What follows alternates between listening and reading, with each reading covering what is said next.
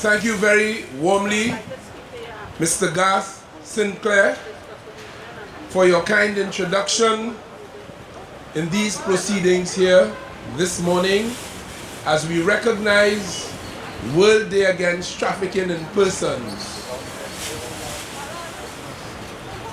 In his absence, let me recognize the first citizen of the city of Port of Spain, His Worship, the Mayor of Port of Spain, Alderman Joel Martinez.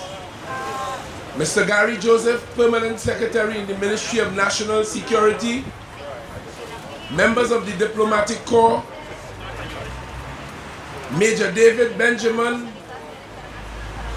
Program Director for the Specialized Youth Programs of the Trinidad and Tobago Defense Force in the Ministry of National Security, in particular the Civilian Conservation Corps, who is on with us here this morning. Deputy Director of the Counter-Trafficking Unit, Madam Kimoy Thomas, who addressed us a moment ago. Members of the National Task Force Against Trafficking in Persons Working Group, of which Garth Sinclair is a part. Representatives of all the international organizations here with us today as stakeholders in this important international effort.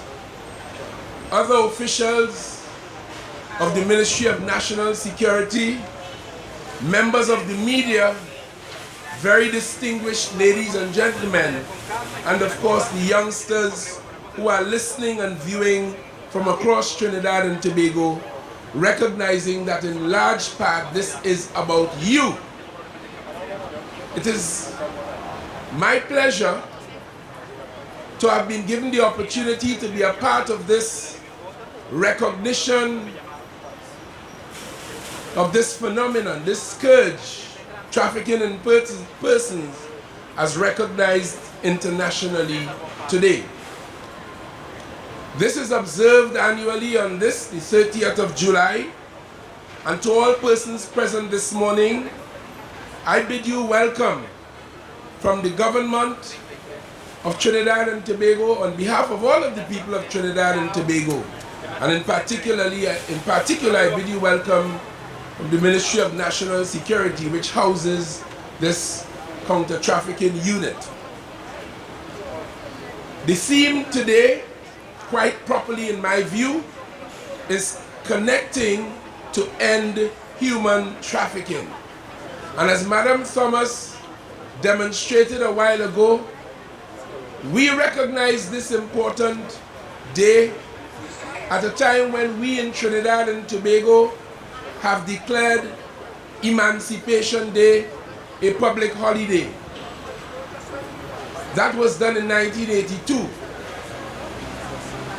We in Trinidad and Tobago recognize that the phenomenon, the barbaric history that was slavery, impacted severely upon this society, the region, and the world, and continues to have some impact.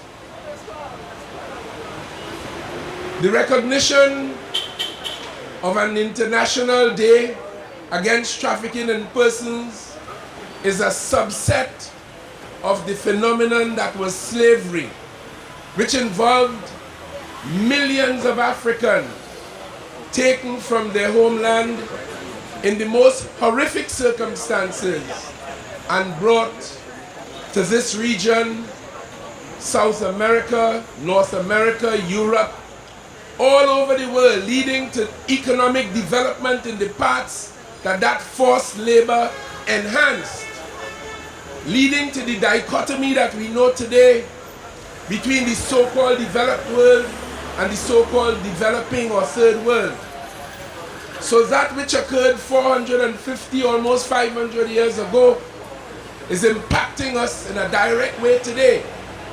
inferiority complexes, superiority complexes, and all that goes with it, recognizing that in many ways there has been no healing from those horrific events.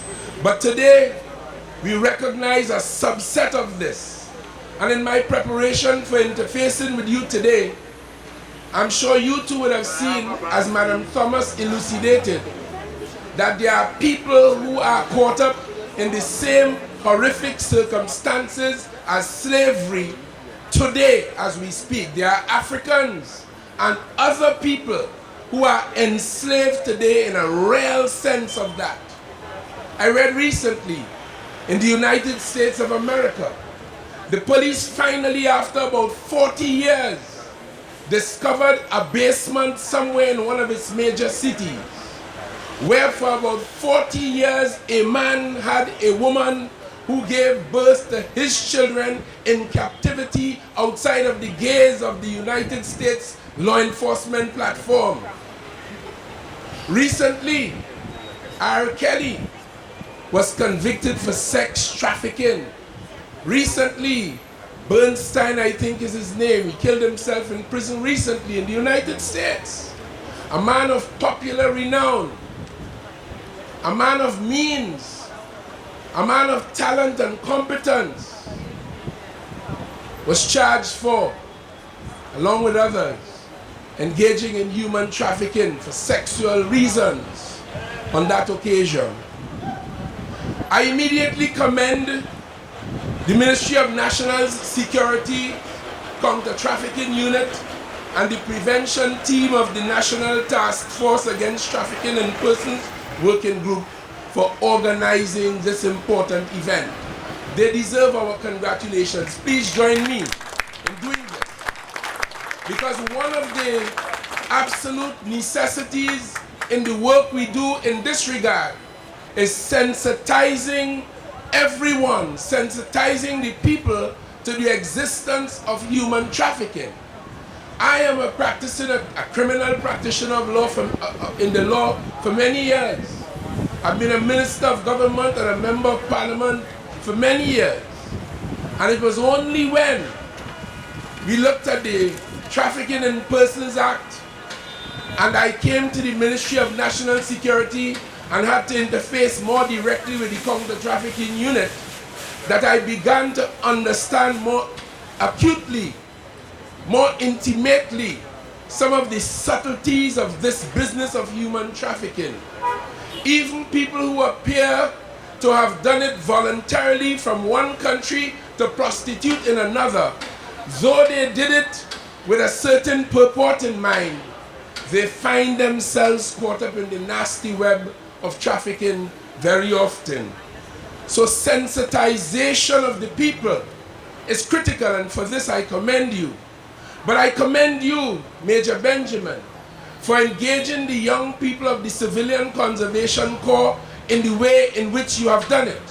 And I'm aware that the Counter-Trafficking Unit has exerted some of its resources, some of its intellect, some of its time in sensitizing people across Trinidad and Tobago, training and of course educating people to recognize the signs and the signals and the symptoms of this nasty activity carried on for sexual perverted pleasure, carried on to secure cheap labor and other economic gain.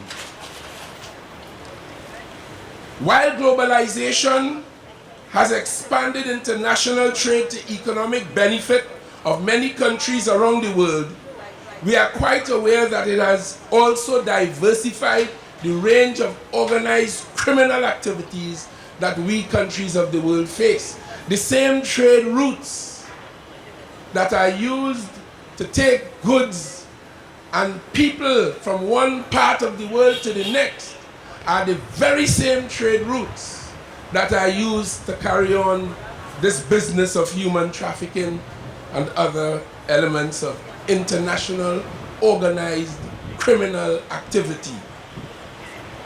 This is a phenomenon that we must continue to confront head on, we would only be able to effectively combat this broadening range of criminal activity through concerted, strategic, and collaborative cooperation at a regional and, of course, global level. Organized crime has manifested itself in several different activities, including, but not limited to, drug trafficking and trafficking of firearms, a major challenge to Trinidad and Tobago today. We saw the effects of it close to Church's Chicken only a few hours ago. Earlier in yesterday at the corner of Queen and George Street, I think it is. Business of gun running in the world. We don't produce them here, but they find themselves here. And we are judged on the basis of their presence here and the adverse effect that they generate. Trafficking in human beings, smuggling of migrants, money laundering, terrorism, and cybercrime. In the Caribbean basin of which we are a part, the challenge of avoiding the scourge of illicit trafficking, the associated laundering of funds, as well as other international criminal activities is intensifying.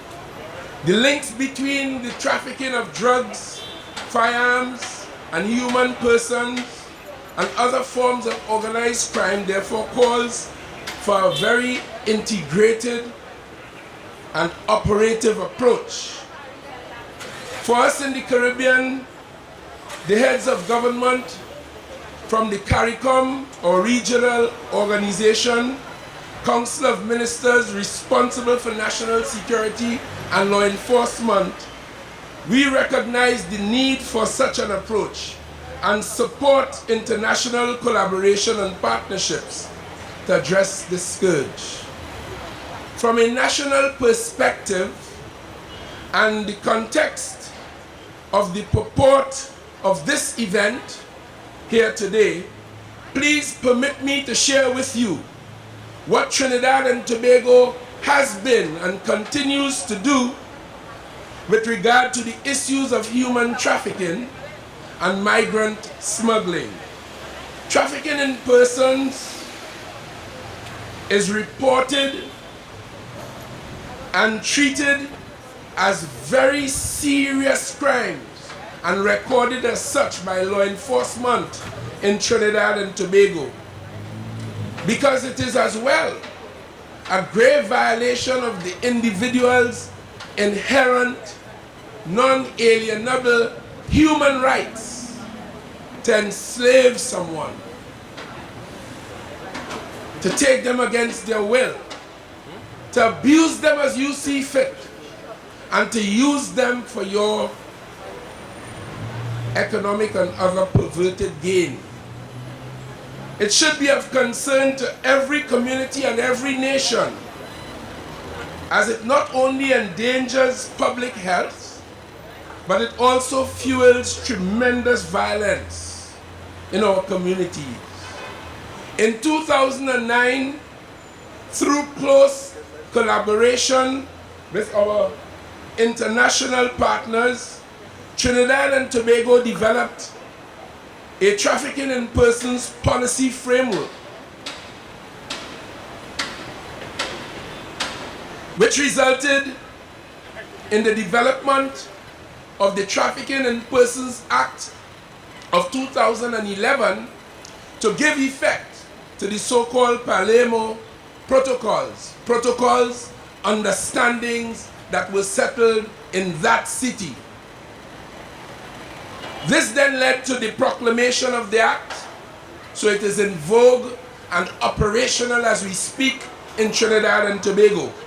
And that very Act established the counter-trafficking unit which put this program on today and which is responsible to the government and the people of Trinidad and Tobago for giving life to, giving effect to the principles and the protocols as we agreed internationally.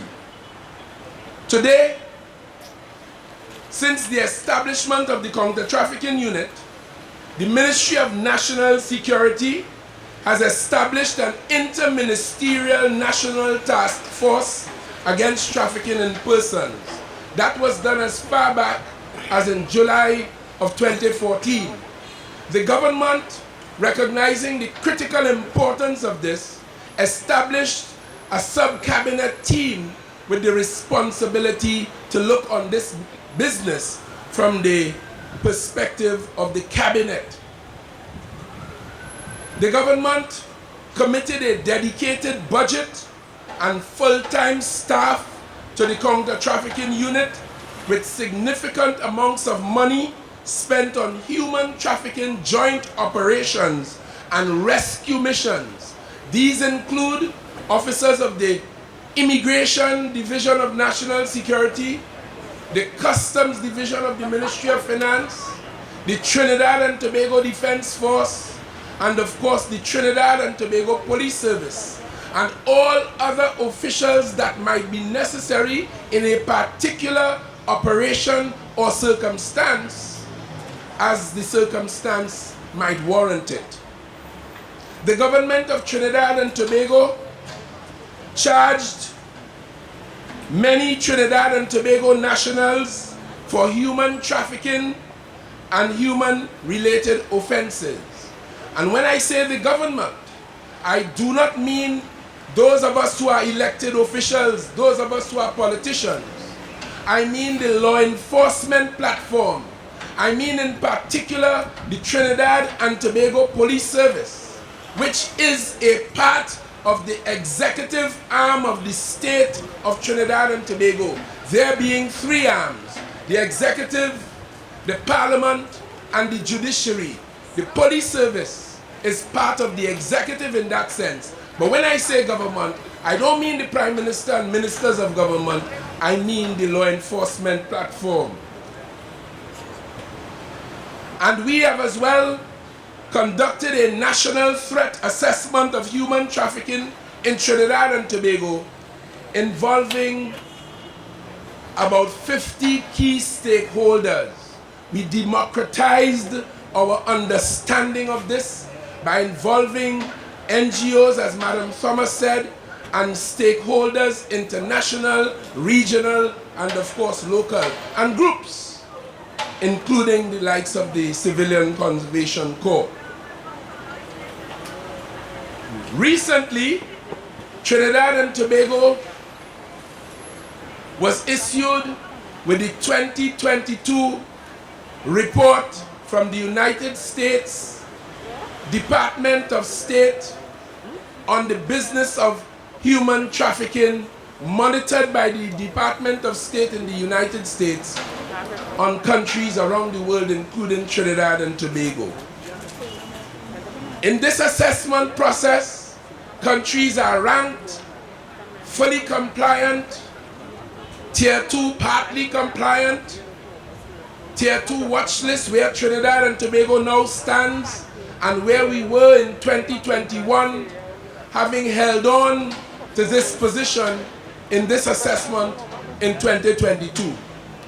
I told you earlier that this work has an international dimension, not only because traffickers and criminals, organized criminals, move people from one place to the next, but governments forming part of this international collaboration to deal with this matter are assessed by the United States on our responses to the problems of human trafficking in our country, that is Trinidad and Tobago.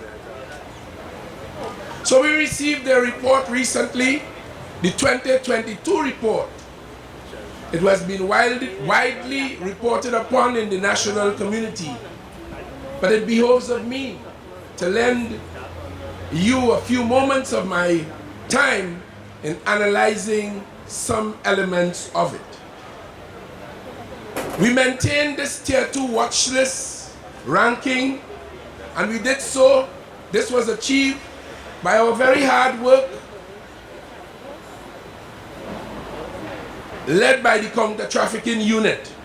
collaborating with our foreign partners, because I can tell you as minister, I've been in touch with the United States and other countries of the world on this matter on an ongoing basis since I came to this desk about 15 months ago. And we do so to understand international best practices, to understand what they are looking for in their assessment of us, and what we as Trinidad and Tobago, led by the counter-trafficking unit, are obliged to do to meet the standard as set by our judges, our assessors. Countries in Tier 2 are those governments, according to them, that are recognized as making significant efforts to meet the minimum standards contained in the Trafficking Victims Protection Act of the United States.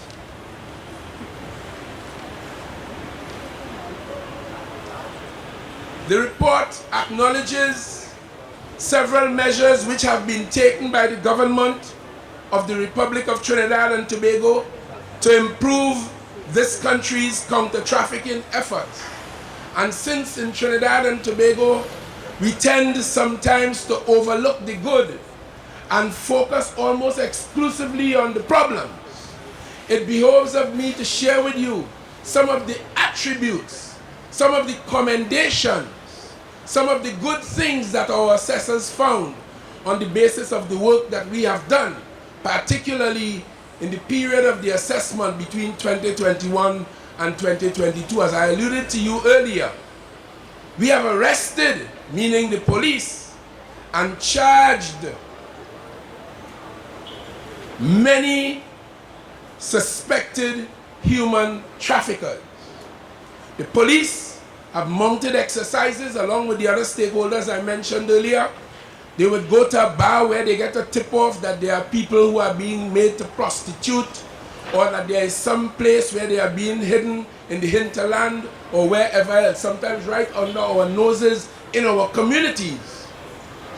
You see in movements, but you don't know altogether what's going on in there. And the police, acting on information, building up an intelligence platform, would have arrested many persons and charged them and placed them in the hands of the courts, which is a separate element of the triumvirate. The executive, the legislature, and the judiciary. And there's a reason why I'm stressing that. And you will see in a short minute why. The investigation of 23 new trafficking cases in 2021 under the Act, under the law, including 9 for sex trafficking, 5 for labor trafficking, and 9 for unspecified trafficking-related crimes. We oversaw the identification of 80 trafficking victims. 46 were exploited in trafficking for sex, 2 were exploited in labor trafficking, and 32 were for unspecified. The police were not able to determine what was the reason for their exploitation, but obviously for financial gain. This compared with 6 identified in the period 2020 to 2021 and 34 in 2019. So we did 80 on this occasion, demonstrating to you that we have stepped up our sensitization, we have stepped up our monitoring, and we have stepped up our activity to find the criminals who are engaged in this and to rescue their victims. We have also overseen an increase in anti-trafficking training for officials across the governance platform in Trinidad and Tobago, including frontline officers, whether it is in the government, whether it is in NGOs and CBOs, whether it is in the judiciary. We have done that. It includes, of course, judges and magistrates who have been trained and sensitized about these problems. And I'll mention finally in terms of what we have been doing. We have heightened collaboration between the Trinidad and Tobago Police Services Special Operations Response Team and Intelligence Body to monitor suspicious establishments.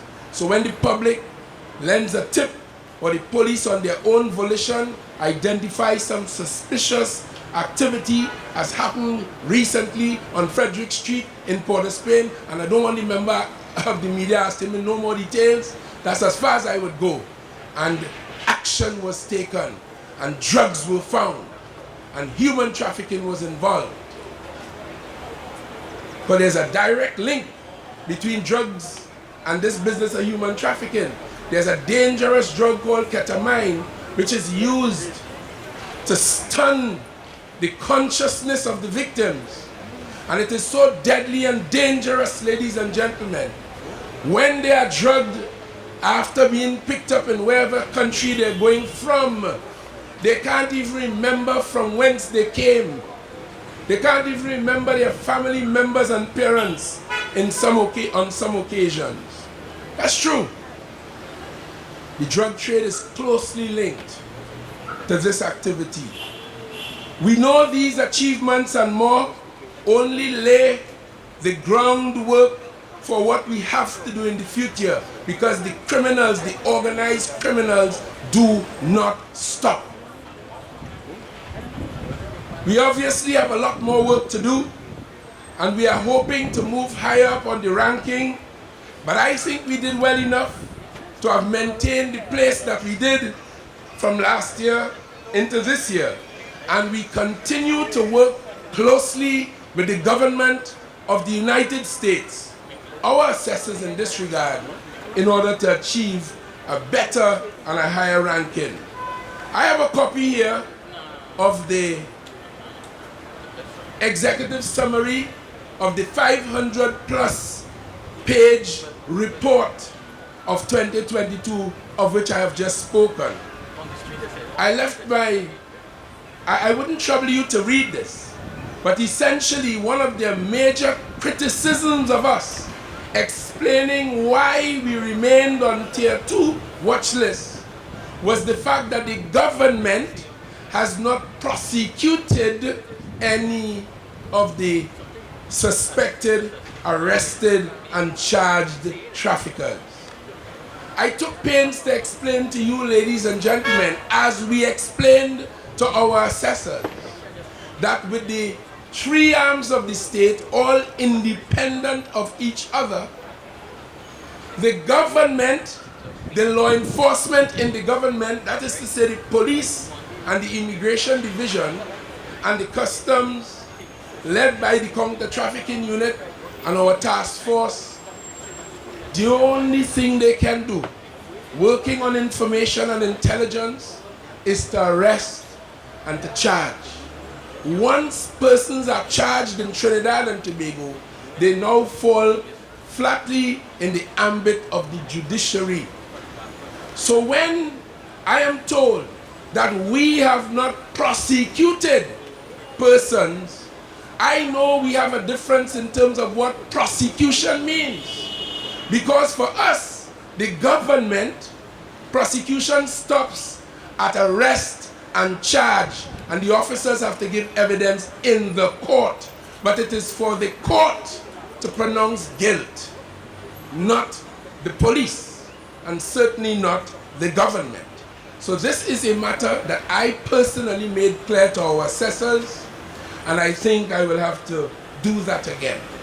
One of the other issues that was raised in the report as a criticism and an explanation as to why Trinidad and Tobago did not move up the ranking to full compliance, one of the reasons was that we have failed to deal with high officials, and I'm quoting from the report, in terms of having them prosecuted. I specifically inquired and will continue to inquire as to who these high officials are.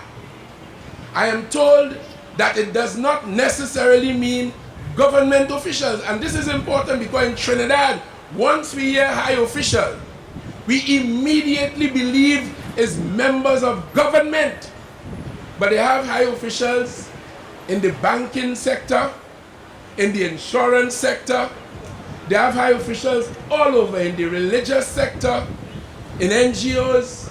All kinds of places have directors and high officials. So I continue with the intelligence coming to us to find out. And I give you, Trinidad and Tobago, the assurance, as we have done before, no high official, whoever or wherever he or she be, or wherever he or she come from, let me put it to you colloquially, will be spared the attention of the task force and their response team led by the police when found to be so engaged. The ministry's counter-trafficking unit continues to work assiduously and closely with NGOs, as we have said, and I am very pleased at the extent of that collaboration, and I urge it, of course, to continue. The government utilized a substantial amount of your taxpayers' dollars and purchased 2 very expensive patrol vessels to improve our ability to manage our coasts, where we have legal ports of entry, some of which are used by criminals, and we have many illegal ports of entry around this island, twin island republic of ours. And we purchased at great expense these 2 vessels, and I can tell you, I heard on a program led by Garth Sinclair some time ago, where he interviewed a victim of trafficking, and she said that when her captors had her in Venezuela, they were supposed to have left at a particular time on a particular day. But because they were aware, either because they saw or some person would have tipped them off, they knew that one of those vessels, the Coast Guard, was in the theater. And the young lady on Garth Sinclair's program explained that the traffickers decided we're not moving on that particular day. So the more vessels we have, the better. So we have done that investment, and we are working hard to get more vessels manned by the Coast Guard of the Defense Force, manned by the Customs, so that we could better monitor our borders in order to deal with that and all other international organized crimes. And I know that those vessels have impacted positively on our efforts to do that, as fell from the lips of the victim that Mr. Sinclair interviewed and other information available to me. We conduct regular repatriation exercise. Ladies and gentlemen, when people are made to leave their countries for whatever reasons and go to another land, like Trinidadians go to England and to Canada and America for decades, and other people leave other parts of the region and come to Trinidad, and Trinidadians leave and go to other parts, either for economic improvement or any other reason. Might be family there, I want to go. Might be political turmoil in your particular country. Whatever the reason, the understanding of the government of Trinidad and Tobago as a matter of policy, simply put, is this: we as governments cooperating with each other must support each other as governments and do whatever we can within our countries to make the conditions such that our people would not necessarily want to leave to go anywhere else. That's one. Two, we recognize that if people do leave and they come to your country, whether it's ours or another country, they are to enjoy the protection of the Constitution and the law. They must be protected. Because when they come and they don't have friend or family and they don't have a job and they can't speak the language, they are very disadvantaged and therefore very easy, susceptible to exploitation. We understand that. And thirdly, where persons come, but are not deserving of the protection of the law. That is to say, with specificity, in the context of Trinidad and Tobago, we established a migrant registration framework. We invited all persons who were illegal in Trinidad and Tobago for however long, not only from Venezuela, but from wherever you came, to come forward. We advertised it profusely. We set up registration centers in the Oval in Port of Spain, in San Fernando, and we begged them. We put it in Spanish, we put it in other languages, and we advertised thoroughly. You will recall in 2018, inviting every single person to come forward and get registration under the program. In this program, we will grant you what is known in the law as a minister's permit, your right to stay here unperturbed. In addition to that, we will grant you a work permit so that you can work to earn money, minimize your vulnerability and dependency on perhaps even criminals. And you can live with the dignity that you deserve, even in our country. We did that. And we registered 16,500 plus persons. And since then, we have re-registered them. We invited them to come and extend it. And that process is ongoing. We did so because we, Trinidad and Tobago, small economy with limited resources, we felt that those are the people that we could afford to accommodate. Those are the people who we can entertain as a small, poor, developing nation too, without it overburdening our system. And Trinidadians having a problem not being able to, well, all kinds of fears were explained and expressed. But we said that we could accommodate them. We made, through some NGOs, education opportunities for some of the children or the children. As I said, we gave them the opportunity to work. And as minister, I can tell you truthfully, it's not only low-income earners, you know. We have professionals who came here from Venezuela and other countries, medical professionals, accounting professionals, and they are allowed to work in Trinidad and Tobago. I know that. I deal with this on a daily basis from the office. So those are some of the things we did. And our policy is, as I said, we welcomed everyone, they registered, but those who come illegally and did not enjoy or choose to not enjoy the registration package and benefits, which included emergency medical care at our institutions, all of them, like any citizen of Trinidad and Tobago. Those who do not deserve that protection because they chose not to, or they come in after that and finding all kind of ways, including legal maneuvers, to stay, then we have to protect our country too.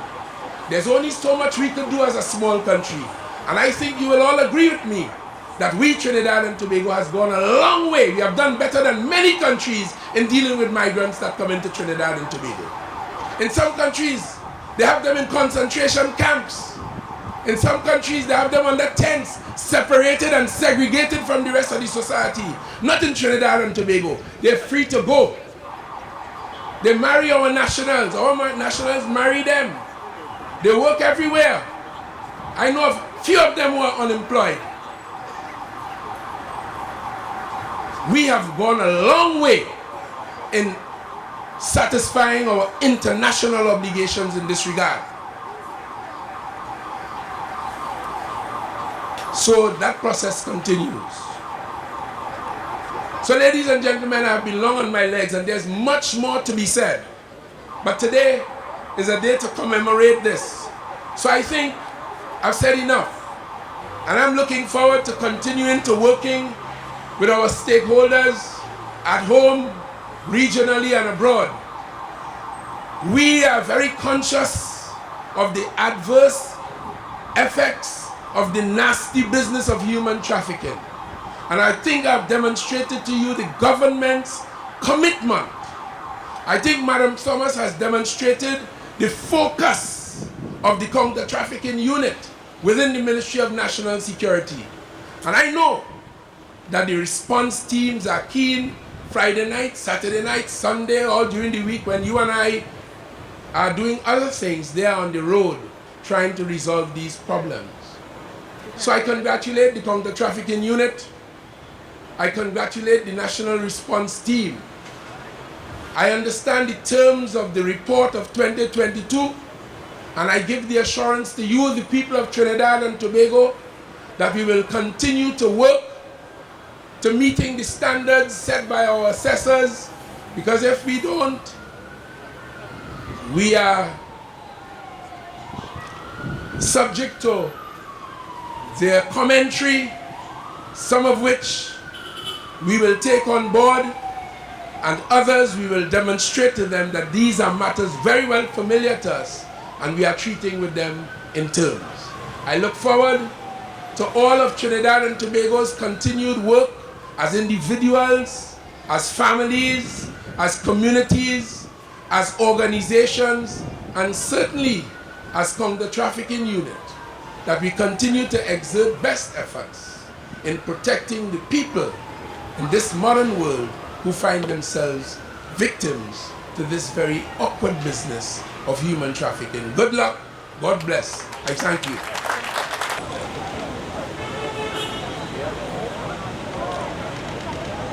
Well done, CCC. All right. Yeah, thank you.